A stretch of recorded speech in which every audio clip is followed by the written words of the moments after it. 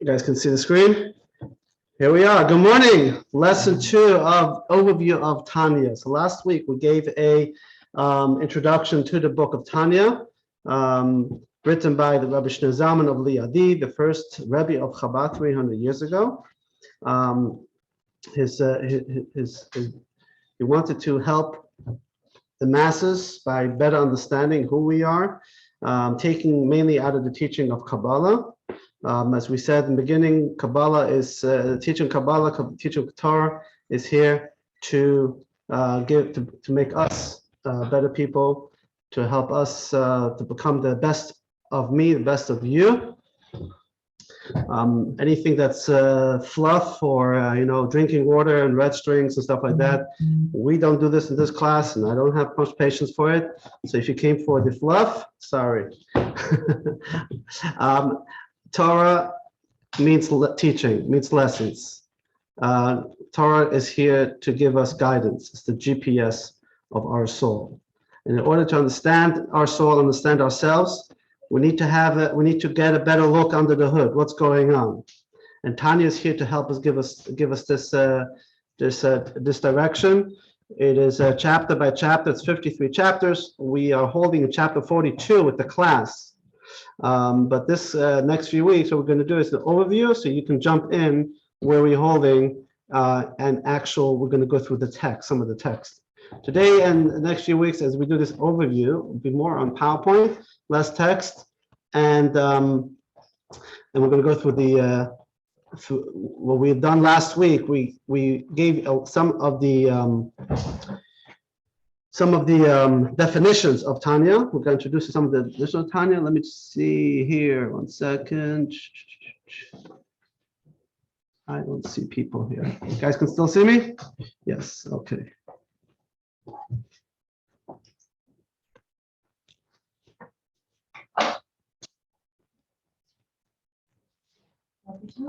Good morning. And I thought I had it all worked out this week. Okay. Oh, are you allowed to eat now? Yeah, you can take some food. Take some food. Okay. Breakfast. We introduced last week what we call the Tusol Doctrine.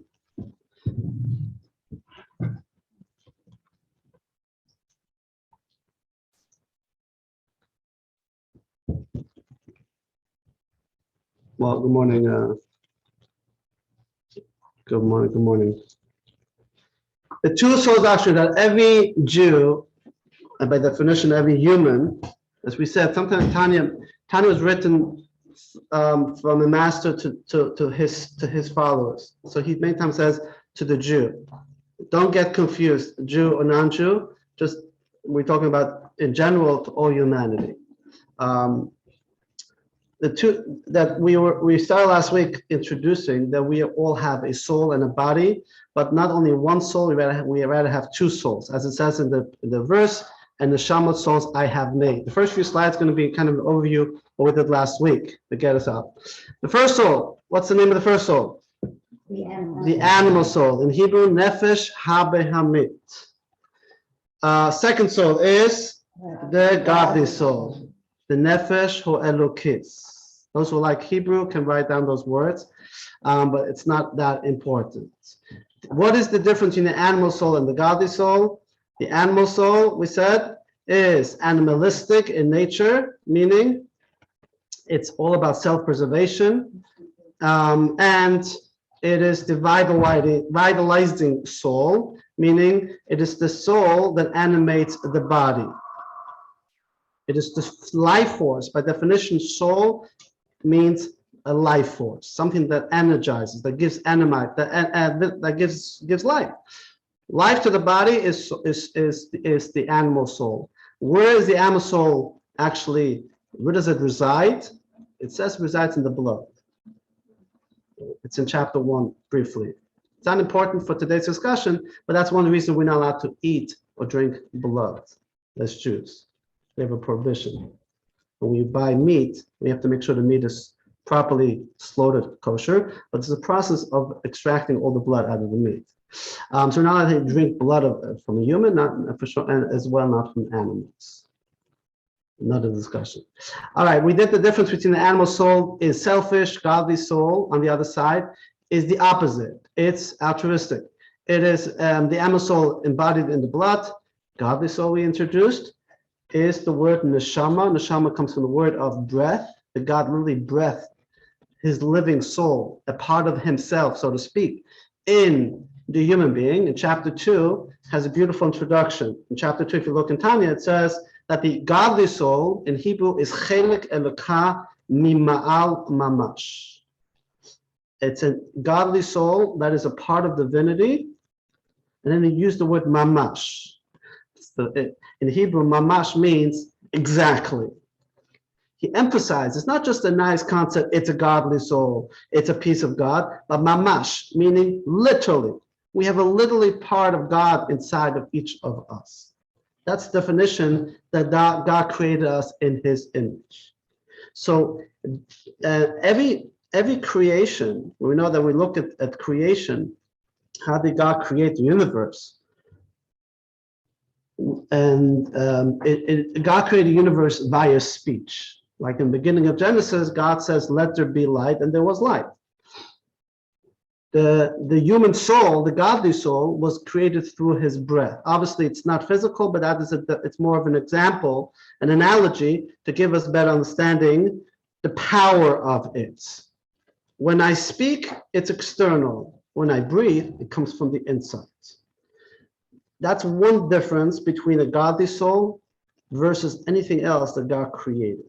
The other difference, which is again not that important for the class, is that everything was created, body and soul, in one step. God said, let there be light. There was light. Let there be a tree, and there was tree. A tree also has a soul. Because otherwise it can't exist. The soul is the life, is the godly life force that makes it into existence. But it was all created as in one step. Animals also have an animalistic soul, not like human soul. They have their own soul, but their soul and body was created in one step, meaning combined in one shot. Humans, Adam, God says first he took earth and created the body, step one, and then he blew into his nostril a living soul. So just remember the two-step part will become important as we go on to understand more the anatomy of the soul. Yes. Out of curiosity, that means that air has a soul. Correct. Okay. Different type of soul. Different. When we think I'm about. not saying it was human, but in other words, rocks, air, if it's in existence, it has a soul. Exactly. It must have a soul, otherwise it cannot exist. But if we created something, yes. Does it have a soul? It has a soul. You created something not out of nothing. You created something from something to something, right? So you changed the form. You know, the anecdote is that there was an atheist and the atheist got together and says, God, we don't need you anymore, right? Or he was a scientist. We don't need you anymore. We figured out how to, everything that you claimed you did, we can do today, right? We can clone people, we can clone animals, we can create all these crazy things. Think about it, right? We don't need anymore. And we can create a human. You created out of earth, we can do it, they told God. And God says, okay, show it to me. So they take the earth and they started forming, and God said, hey, don't touch my earth. So you're taking the raw material that I created and you're changing the form. In Kabbalah, that's considered creation or changing or formation from something that already exists to another existence. But to make something, what's called ex nihilo, to create something out of nothingness, that is the godly power. And that is what we learn in Tanya later on. We're jumping ahead. Is not a one-time occurrence. In other words, if this tree was created 100 years ago, not that God created 100 years ago or humans, rather every single moment God recreates it from nothing to something. which is a very powerful concept, but we're going to get derailed. Okay, are you still with us? Good. Welcome. Welcome. Okay. All right, let's continue on. The animal soul seeks pleasure. The godly soul seeks godliness. The animal soul is the primal soul, meaning by definition, by the default, we are always in the animal soul driver's seat. As we're going to see that more today. The godly soul is not the primary by our consciousness. In truth, it is the other way around. The godly soul is really primary. Like I said last week, we are not physical beings that have a spiritual experience. Rather, we are spiritual beings, we are souls that have a physical experience. That's why our essence really always didn't start at birth. We were already existed before birth. Birth is the process when we came into the physical body, but we continue to live on even after death. Because your true essence is part of God, and God is eternal, your soul is eternal. Animal soul relates to the natural, godly soul relates to the transcendent. All right, and that's why, by the way, I think the other course we had some good definitions as well. Animal soul is always worried. It's always worried, always afraid, right? Because it's always about me, right? If it's all about me, then I want to be in control. Then I don't say what's going to be, what's going to happen. Right? Or if it's about me, then there's an ego here. Right? Then I'm jealous, then I'm upset. Animal soul is always very, very, very chaotic. All the chaos, all the worries, all the stresses is animal soul. Godly soul is very peaceful. It's not concerned about external surroundings. It's not concerned about its ego. It's a lofty soul that wants to do the right thing. That is a part of God, that is at peace. Knowing God is here, God is in charge, that itself gives me peace. All right. We did I'm going to skip. We did the 10 supernal faculties we introduced last week, and which is not something we're going to study now, but in general, we said just like God created the world with 10 building blocks in Kabbalah, the 10 building blocks, which is a reflection of how God created us. We were created the same way with 10 building blocks. It's pretty hot in here, right? Yeah, I was just going to say, can I tell them? Huh? Ready? Yeah, I can do it from my phone. Oh, isn't that neat?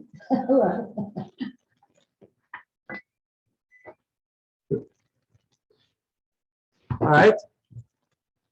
The 10 building blocks is what's known in the Kabbalah, the tree of life, which you can see on the picture is divided, the upper 3 and the lower 7. We said the upper 3 is the Chachma, in Hebrew, Chachma Bina Das. Don't get confused now, the names are not important for now, which is the 3 upper is the head, is the cognitive, is the intellect, and the lower 7 is the emotions, which is the heart. The heart is the seat of emotion, the head is the brain, is the seat of our intellect. These are what we called the 10 soul faculties, meaning these are ways of how we think and how we feel. They are internal, very important, they're internal soul powers. And these 10 soul powers, did they exist in the godly soul or in the animal soul? Which soul did they exist? Only in the godly? No. In both. They exist in both.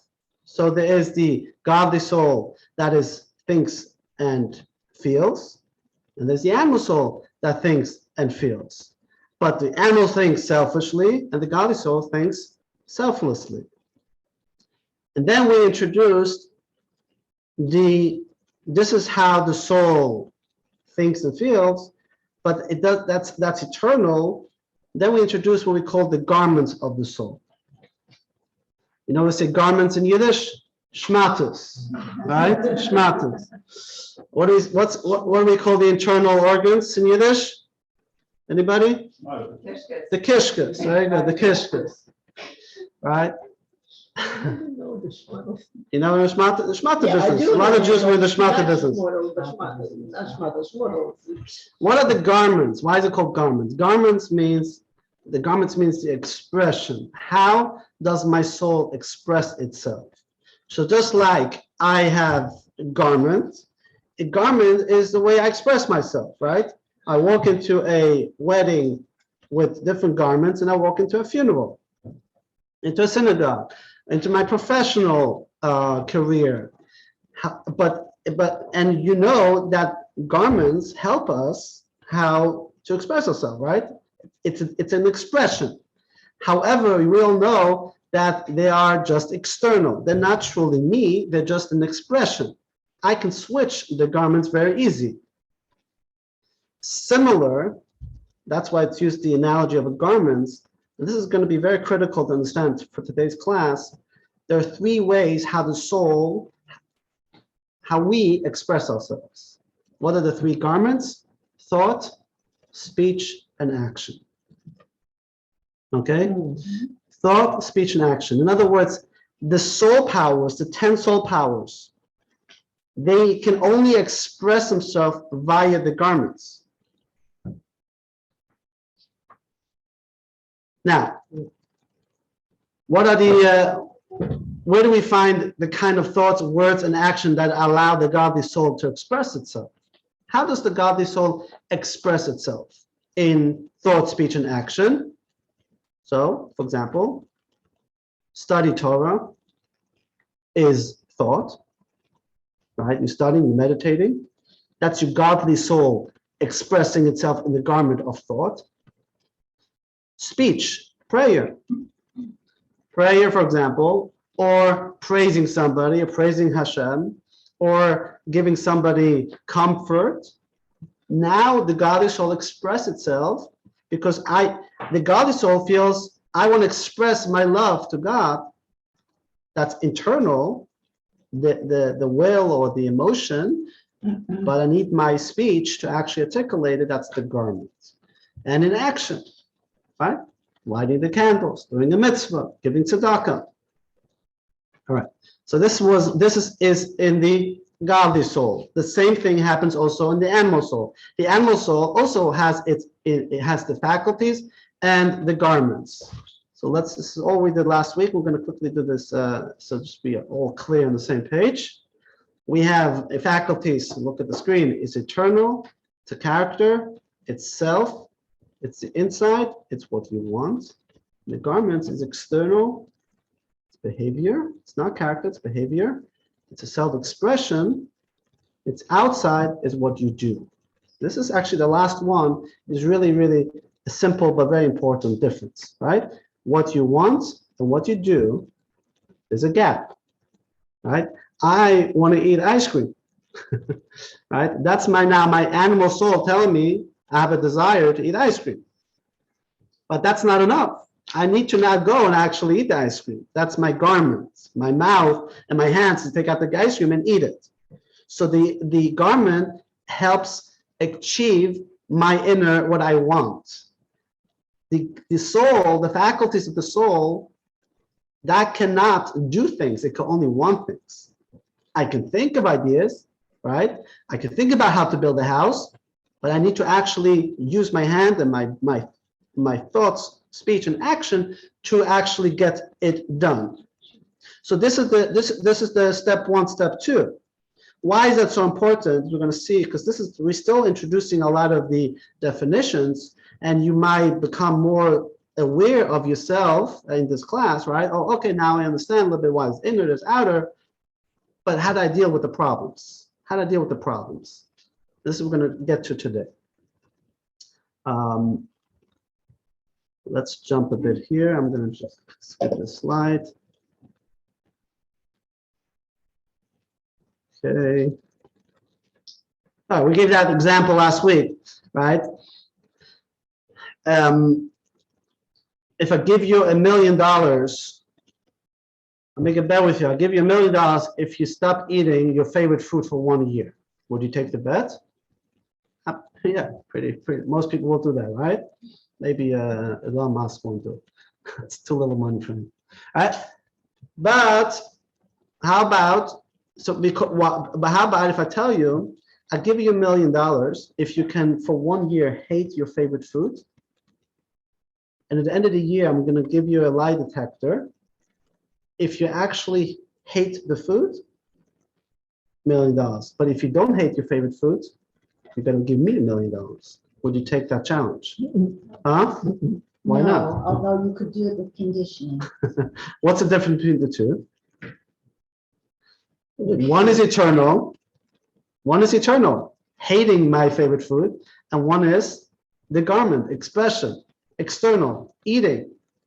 In other words, it's a lot easier to control the behavior, but it's a lot difficult, if not impossible, to change the eternal faculty, the eternal feeling for something, which will help us understand how we actually can live our life with this challenge, with this struggle. Because a lot of times we don't see the difference. It's not clear to us. And if I'm an angry person, I gotta scream, right? And so now, okay, I'm going to the Kabbalah class, I'm gonna do meditation, and the expectation to become my better me is to no longer have anger in my life, right? We're going to see today that's not the expectation, but there's a way to manage it. One more thing before we take questions, because this is more or less what we did last week, and we stopped mainly here.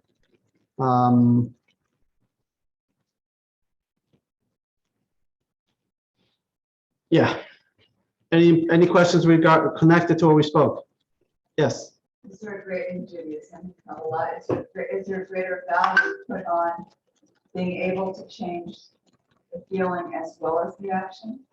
We'll see today. It's a good question. We'll see today. Ask the same question at the end of the class, and it'll be a different question. All right. Another introduction of a definition before we get into today's main ideas is what's called holiness and unholiness, or the other side. These are different definitions that we find in Kabbalah. Sitra, Acha, Klippa. I'm going to introduce that. Let's do it this way.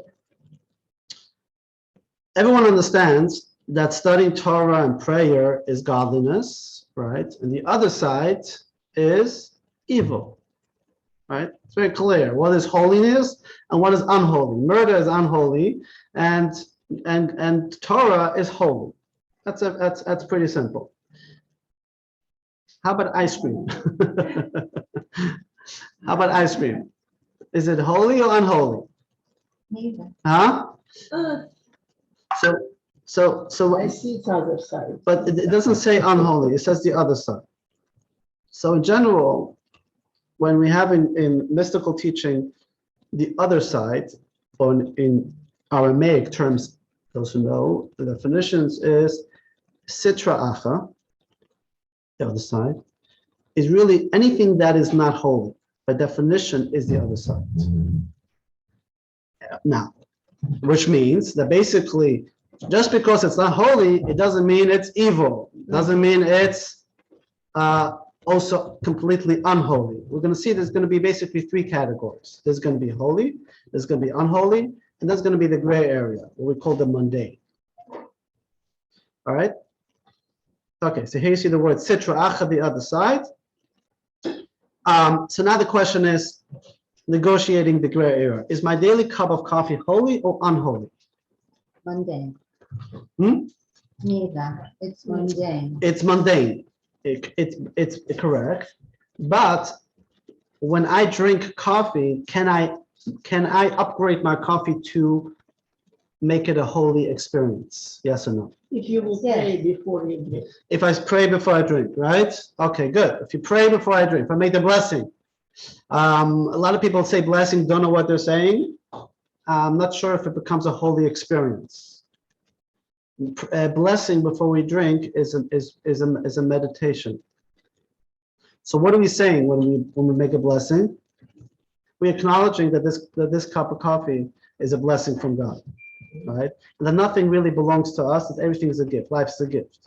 But more than that, it's cognitive drinking, meaning I'm drinking it so I can have strength to teach. I can have strength to help. I can have strength to be there for my family. I can have strength to go to work so I can earn a living, so I can support my family, so I can give tzedakah. At that moment, when that's the conscious drinking, when that's the idea why you're drinking, you have elevated the coffee from mundane level to the holy level. So in essence, everything in this world is really neutral. Most things are neutral. It is up to me to either elevate it. How about I take the coffee, I drink the coffee, and I know it's bad for me. All right, I know it's bad for me, but I'm just drinking coffee because I'm just in the mood to drink another coffee.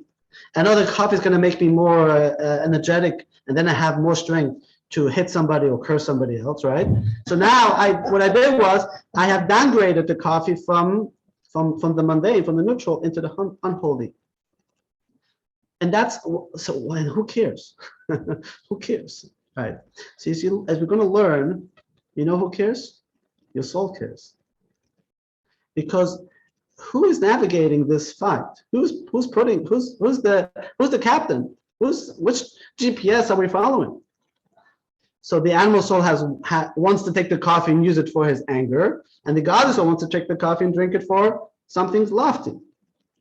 And that's where it goes. That's the fight. Everything we are doing, the struggle within is always the fight. Where am I taking this? Am I bringing it down or am I elevating it? That's part of the mission. That's tikkun olam. Tikkun olam is to fix the world. What does that mean, fix the world? To elevate the world to a more loftier place. By not leaving the world, not to seclude yourself, but to take everything God has created, our interactions, the physical, and try to elevate it to the holy. One more thing. We're going to go through some of the definitions, then we can ask more questions. So again, we have holy, we have the mundane, non-holy, and the unholy. I like the word non-holy and unholy. Okay?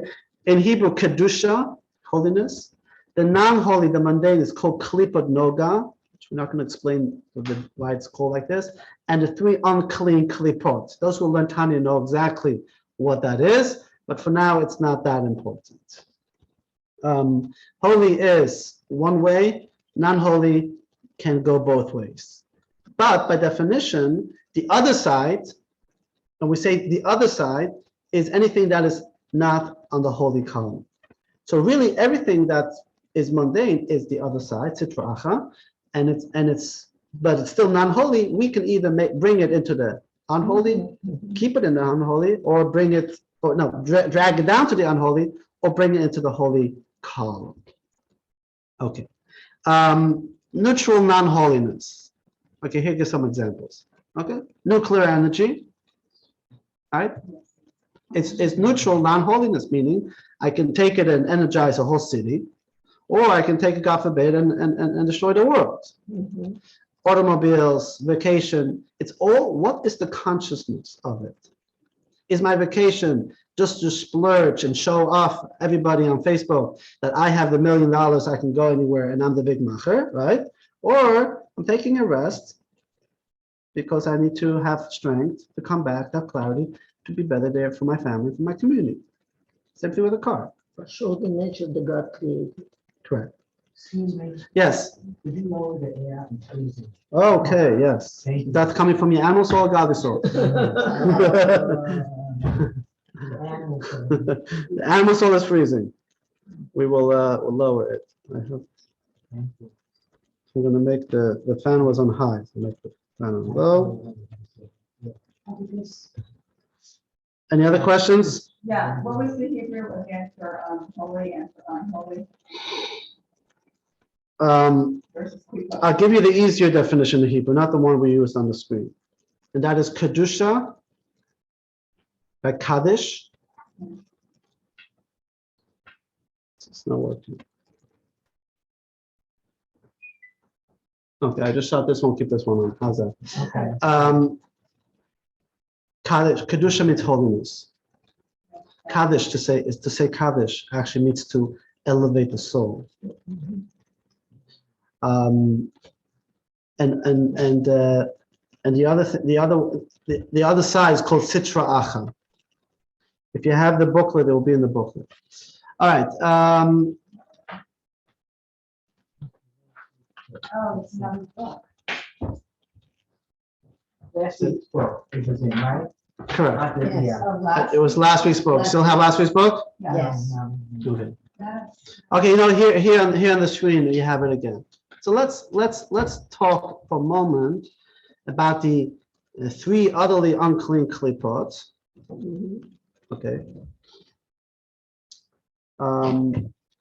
Everyone, Zoom still with us? Bella, you hear us? Thumbs up. Yes, everything is good. Okay, Baruch Hashem.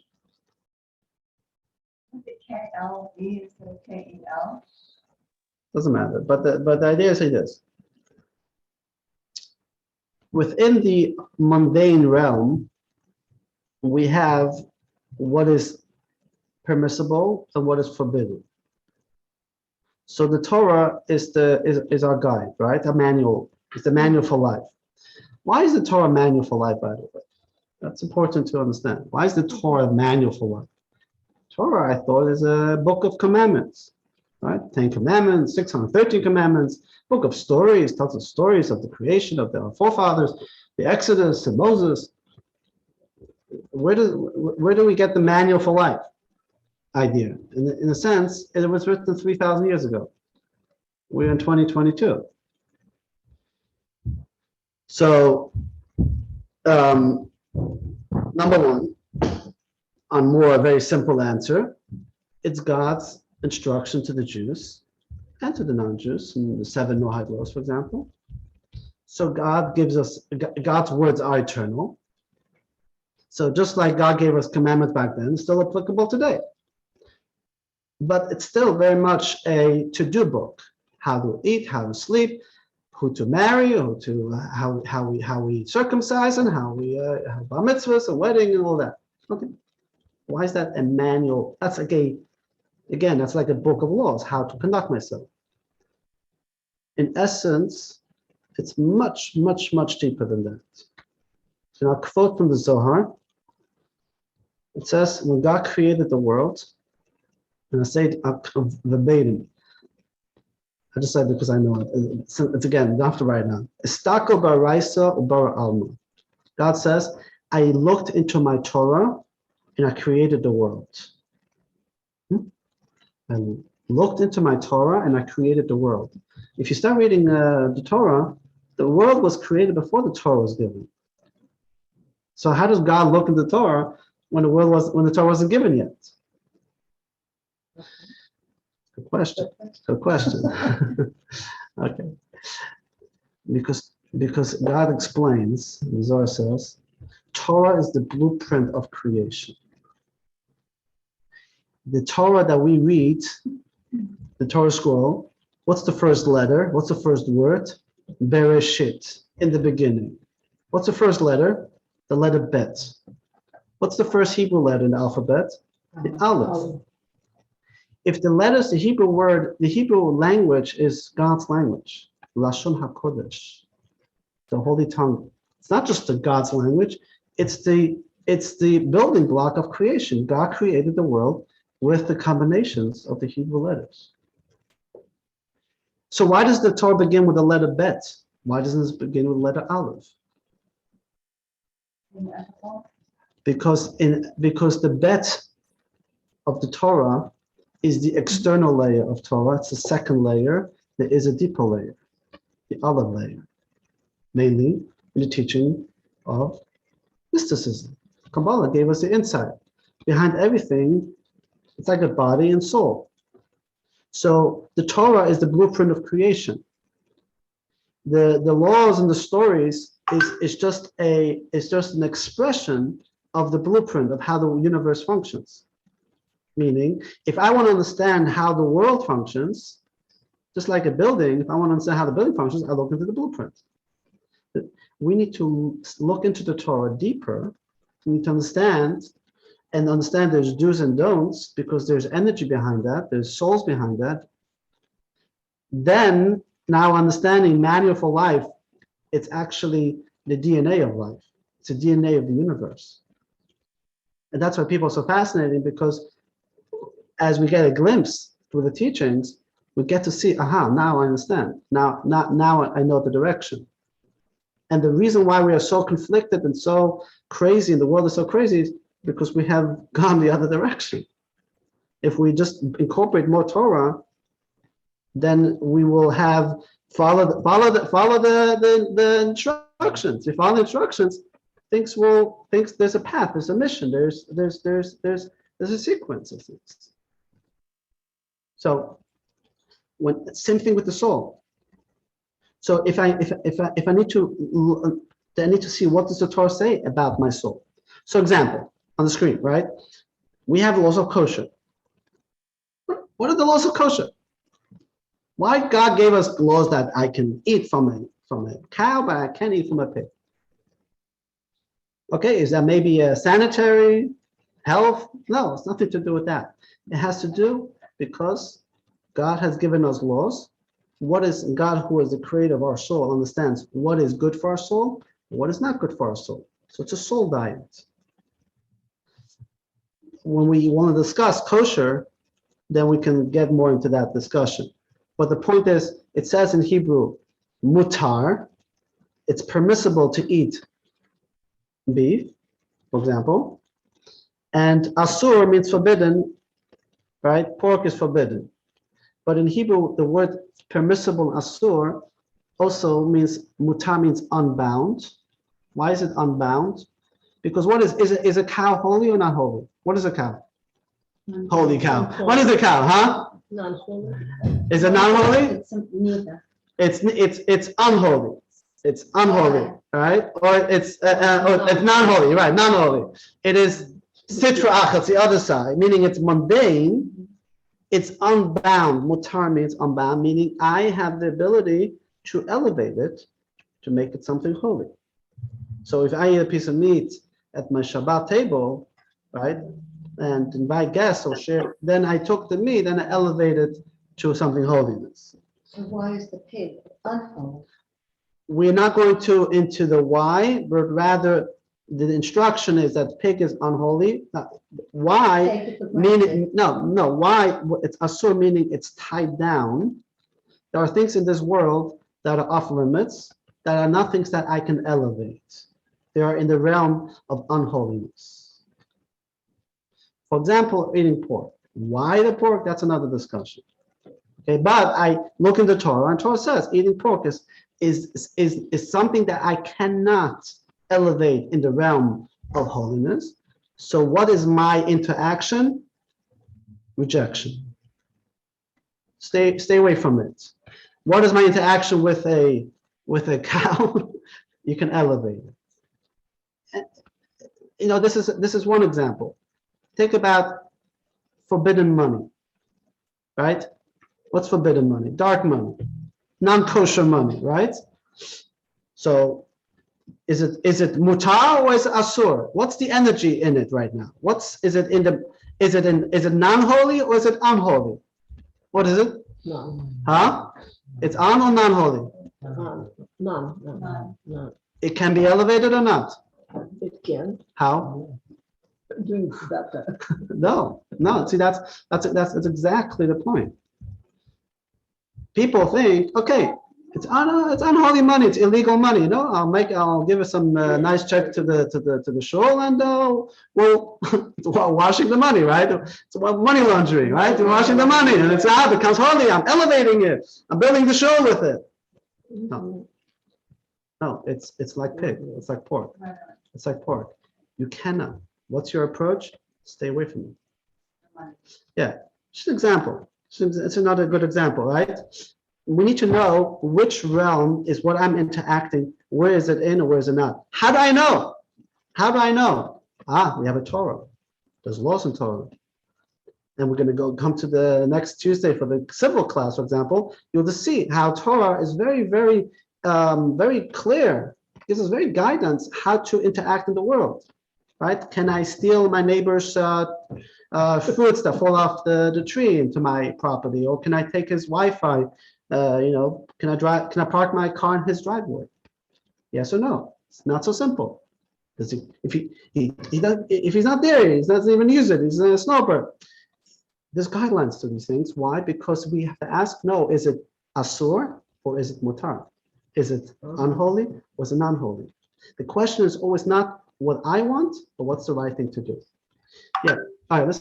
Let's go ahead. A lot more to do today. Instead of having to memorize which items are Yeah. pure versus mutar, can you give an example, maybe with the cow and the pig, about the literal or the physical meaning of unbound versus tied down? Can you give an example?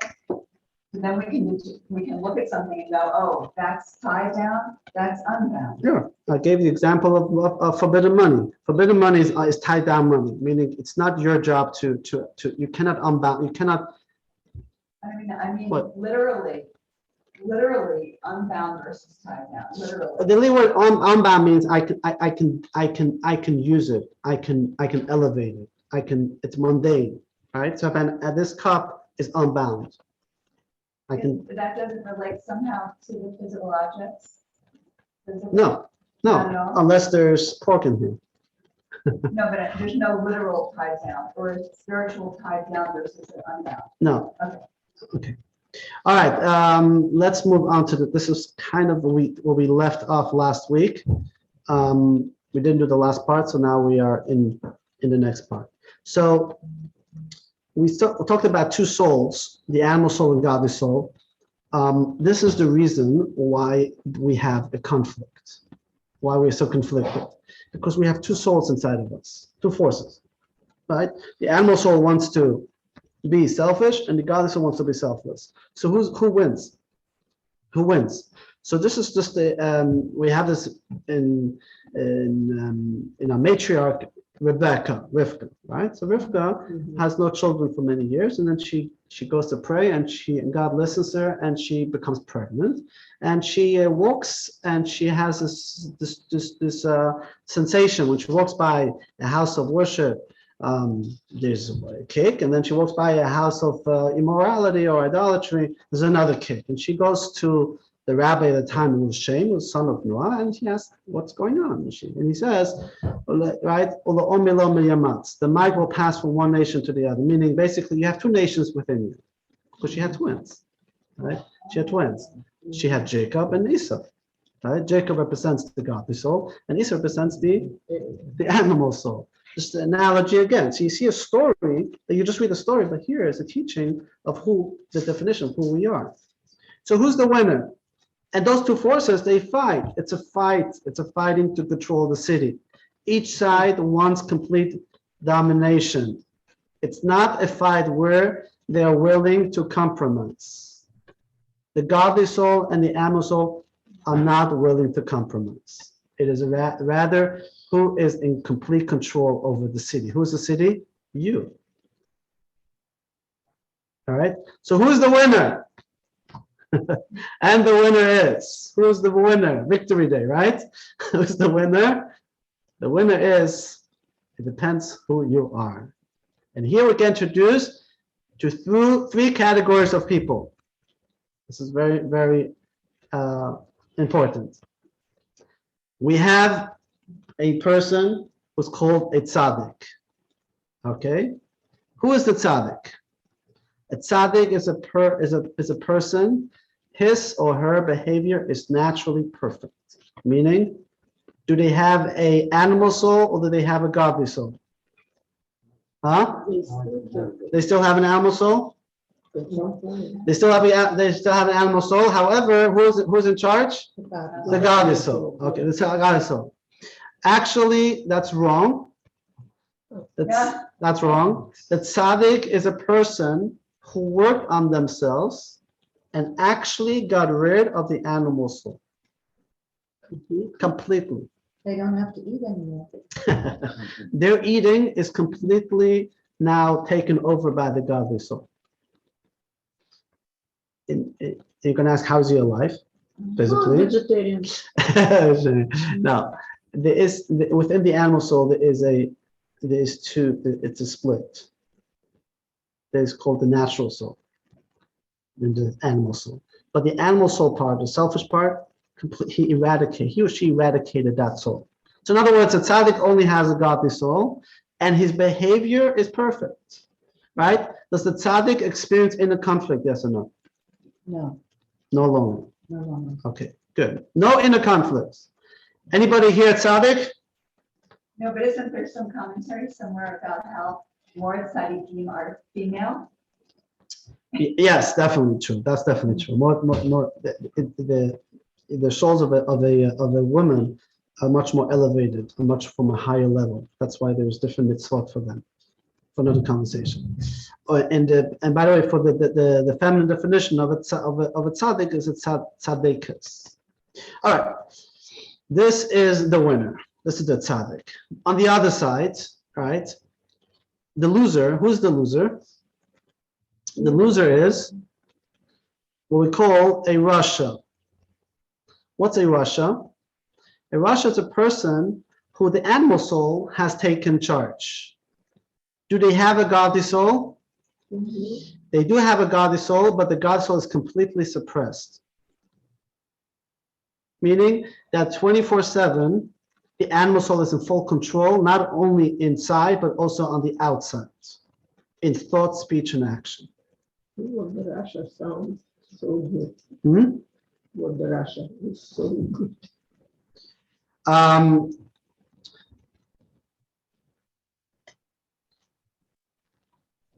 Now, so are we either a tzaddik or are we a Russian? So who are we really? Who are most people? Huh? In between. Every day is different. Every day is different. So you can be a tzaddik? So let me say that from the get-go. Tanya says, a tzaddik is impossible. A tzaddik is not something we strive to be. A tzaddik is not what God expects us to be. A tzaddik is a unique gift that God gives to the world. And as King David says, that a tzaddik or tzaddikas, they are the foundation of the world. They keep the world alive, so to speak. And instead of having them, King David asked God, instead of having them in one generation, please spread them out throughout history. So in every generation, there are unique people that are tzaddik. But that is not something that is required or asked of us to do. So then means I'm a rasha. In Hebrew, rasha means a wicked person. That's a pretty strong word. We have it in the Haggadah, the four sons. Echad chacham, the wise one. Echad rasha, the wicked, the rebellious. Right? So in other words, if my animal soul is in control, then I'm in a rasha. Isn't there something in between? And bingo, yes, there is something in between. And ladies and gentlemen, welcome the Beinoni. All right, welcome the Beinoni. Who is the Beinoni? The Beinoni is a person who constantly struggles between the godly soul and the animal soul. However, the Beinoni allows the godly soul to be in the control seat, although the animal soul is still very strong inside, but it has the ability to stop the animal soul. How do we stop the animal soul? And by the way, when I say introduce ourselves to the Beinoni, the Tanya, the whole book of Tanya, if you look in the book that you can get, in the introduction, he calls the book of Tanya the book of the Beinoni.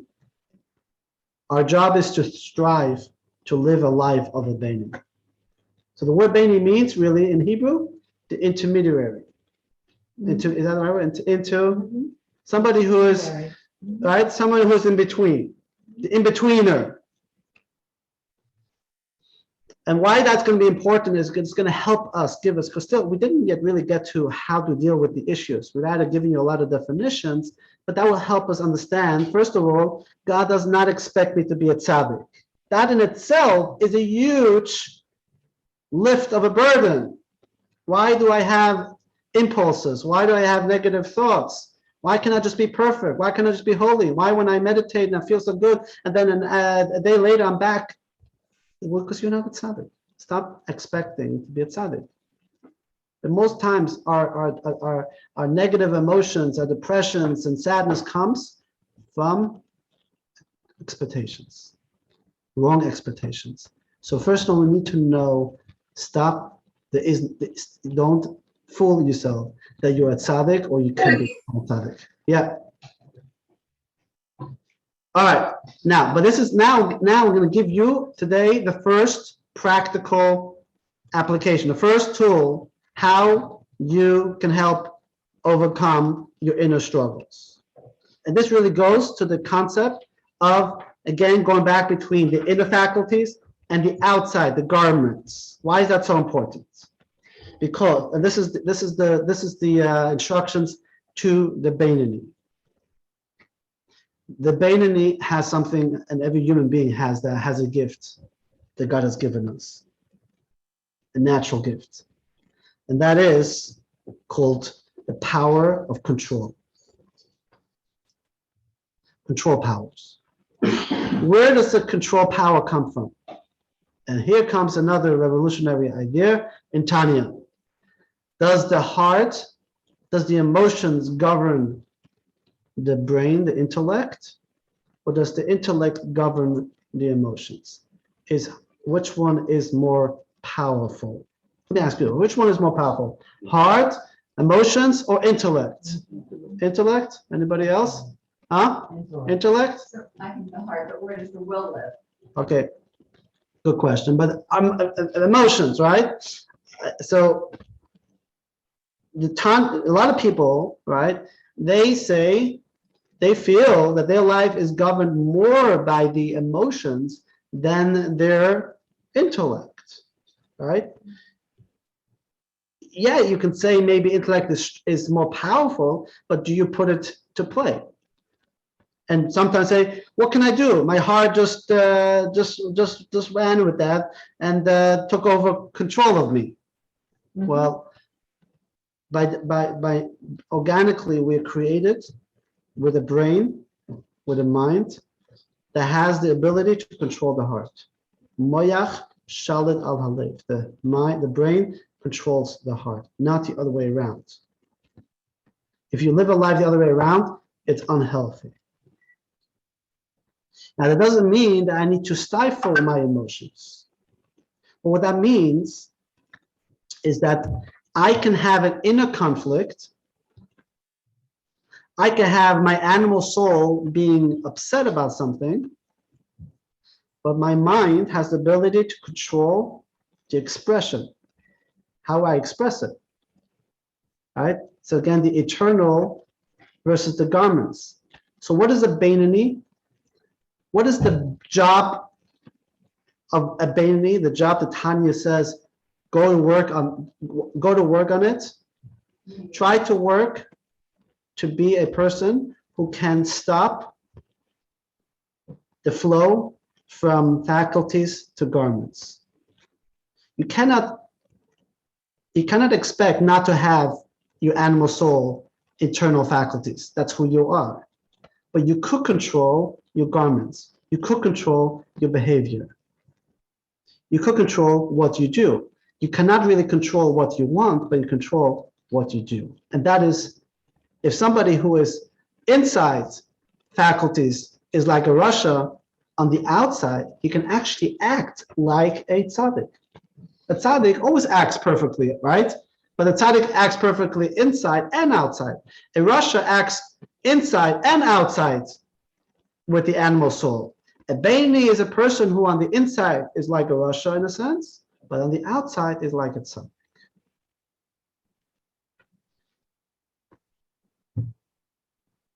This is doable.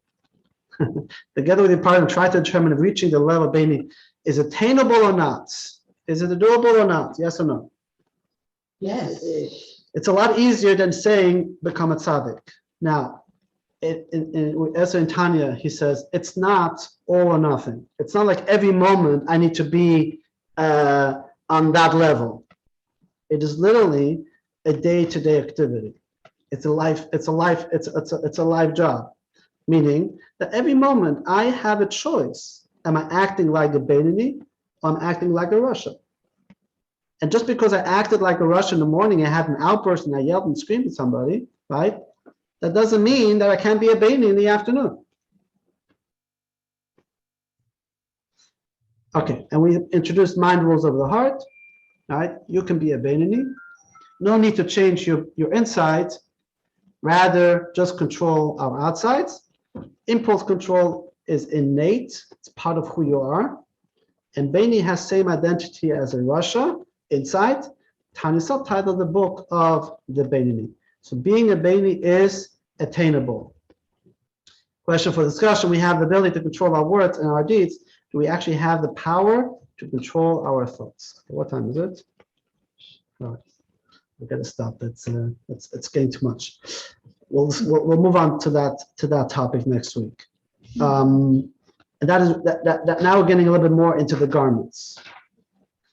How to deal with thoughts, how to deal with healthy thoughts. But I hope that today everyone has a little bit of a better understanding what a tzaddik is, what a rasha is, what is holy, what is unholy, what is klippa, what is sitracha. You learned a lot of new definitions. Now we can slowly get into the meat of how to deal with our inner soul challenges. And we'll give exercises in next class. We'll use some exercises and go out. This is what I'm going to do one exercise before we finish. A little meditation exercise.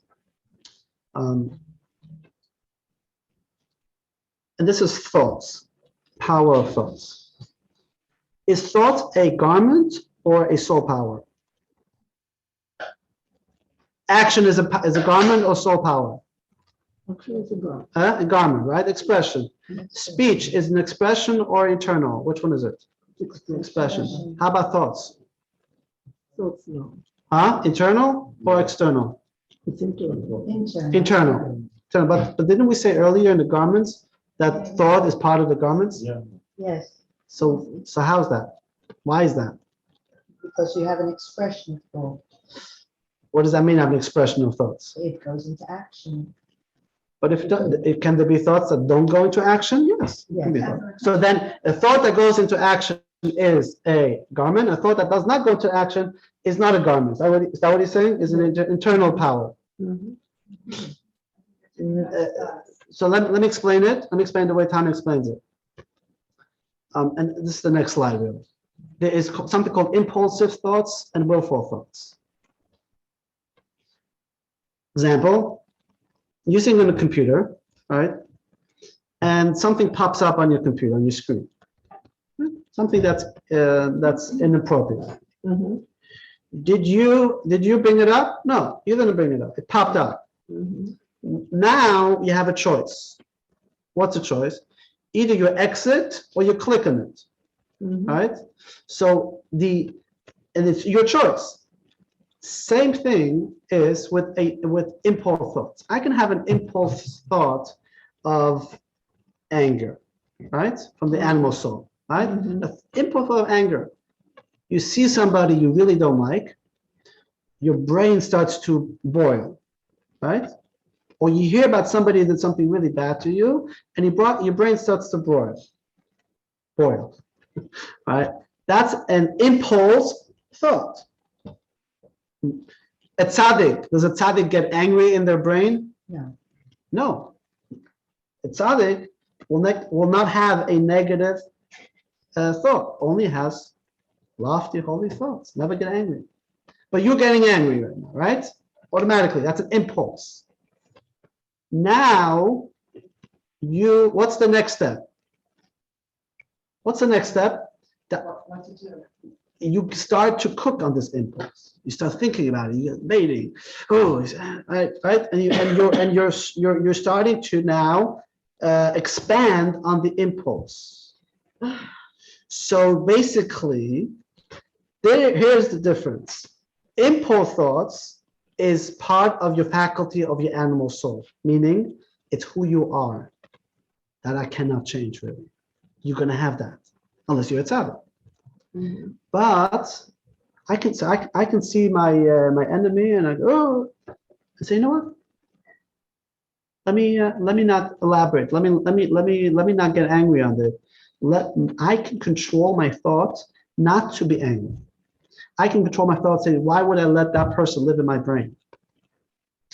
That is the thought, that is the garment, that is the expression. Understand? Mm-hmm. So you have there's two levels in thoughts.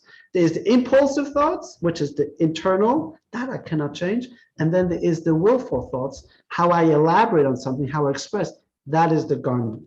What does the Beinoni need to focus on? Not on his eternal, not on the impulse. You will always have an impulse. You'll have that. Don't try to change something you can't change, and then you're going to be just more angry. Rather, understand this is something that is who I am. But I have the ability to control my thought. How to elaborate, that's the garment of the soul. This is really a powerful exercise you can do. Think about something in your life during the week, right? And by the way, it doesn't have to be in the negative, it can also be in the positive, right? Mm-hmm. The godly soul also has impulse thoughts, right? The godly soul says, wow, come to a class, say a prayer. And then your thoughts, forget it. Rather go and watch another Netflix, right? So what happened? Right? No, carry that thought next, bring it on. And the thoughts, typically what happens, by the way, you're right, thoughts, speech, and action, right? I have an impulse, I'm angry. Then I'm gonna think about it. Oh, and I'm really angry, and I'm gonna give it back to him, and then I start yelling, and then I'm gonna start, do things and such throwing things. The garments are very critical in my expression. Beinoni has the power to control the garment. If you can control your garments, bingo, your life becomes so much more. Now you understand first of all who you are, and also God doesn't expect me to be a tzaddik. If I can live my life as a Beinoni, I can live my life with much more meaning, much more happiness, much more joy. The world always says, follow your heart, right? Everyone says, follow your heart, right? We tell our children, follow your heart. Tanya says, don't follow your heart. Tanya says, follow your brain, follow your mind. Not to follow your heart, but if you first contemplate, you first use ask, what's the meaning? What's the purpose? In other words, we want to live a life of happiness, right? I want my child to be happy. We want to live a happy life. That is not enough. Mm-hmm. We in Judaism, we want to live a life not just of happiness, we want to live a life of meaning, a life of purpose. Meaning, purpose don't come from the heart, they come from intellect. That's why we have to study, that's why we have to meditate. Then my happiness will follow much more, because that's true happiness. It's not some type of fluff, that it's a materialistic in nature, rather it's meaningful, it's purposeful. My godly soul is involved, and that gives me true inner happiness. So let's exercise some of these ideas, and next week we'll, God willing, continue. Any questions? It's a lesson teaching. I'm going to show yeah, I know. I'm going to next week. I'm going to show quick a promo for the next course that I'm giving starting next week on Tuesdays. Beyond the Big Ten, the Torah has 603 more commandments. Beyond religious practice, Passover and Yom Kippur, much of Jewish law is surprisingly devoted to civil life, like commerce, neighbors, and damages. Every society establishes civil laws. So what makes these laws uniquely Jewish? The goal to all civil systems is to create a safe and civil society. However, these civil laws are designed to create something else. Something that can only be identified by pinpointing the remarkable Jewish values on which Jewish law is based. Something when discovered revolutionizes your approach to everyday life. Join us for Beyond Right and discover the values that shape Judaism's civil code.